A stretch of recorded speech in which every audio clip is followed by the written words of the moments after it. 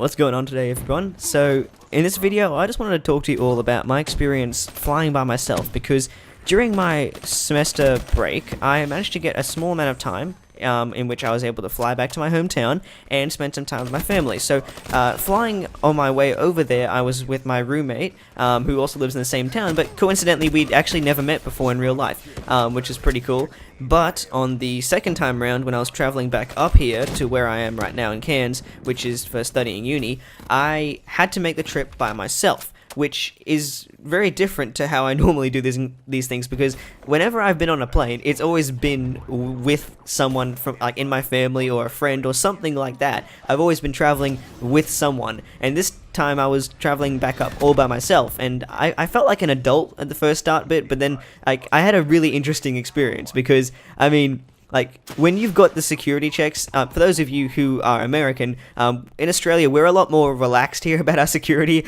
I don't really know why. It's probably because nothing has really happened in Australia in terms of, like, actual terrorist attacks.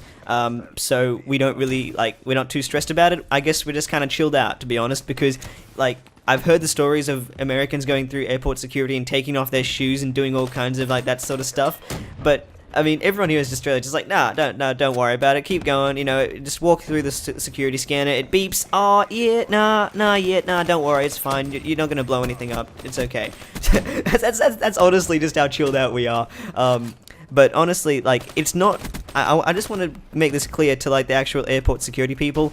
It's not a random check when you separate the one tanned guy from all the other not so tanned people. I'm trying not to get racist here, but I kind of have to. I mean, like, because seriously, they say it's a random check, but like, the one person they pull out is me, and I'm just like, what is this? I give this guy the look, just like, really, you're gonna conform to the stereotypes, really?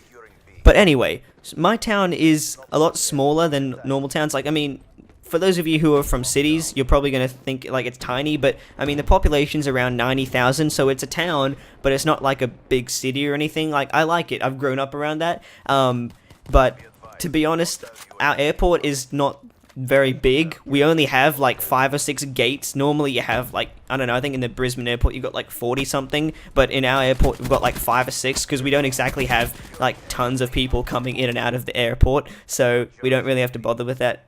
So anyway, getting back to my story, I was waiting for the actual flight to be boarded, but what I didn't realize, because I'm a complete idiot, was that they actually call out the boarding 20 minutes before the flight's supposed to take off. So I'm thinking in my head, oh, you know, the flight's at 2:40, okay, I'll just take my earphones out at like 2:35 or something and she'll be right.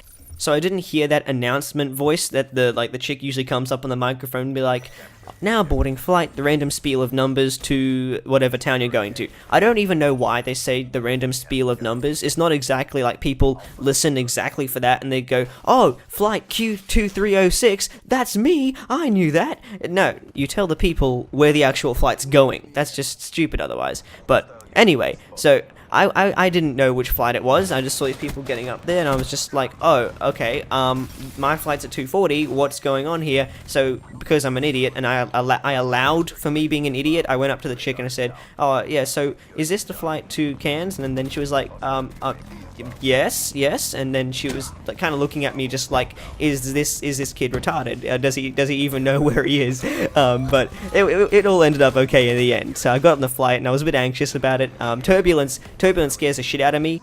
Another awesome thing about my town, and it just, whenever these things happen, I just kind of look around and just be like, yep, I'm home, baby. So when I was like traveling to my hometown for my week break, when I was on the flight, and then you hear the captain come up on the speaker after the plane has landed, and he's like, hello everyone, okay, we've landed in this town, and the temperature is this, nice sunny day, thank you for flying with us, hope you've enjoyed the flight, we hope you choose us again, or something like that. They say something like that, but when they get to the part about the seatbelts, it's just like, please don't unbuckle your seatbelts until we're safely inside the terminal.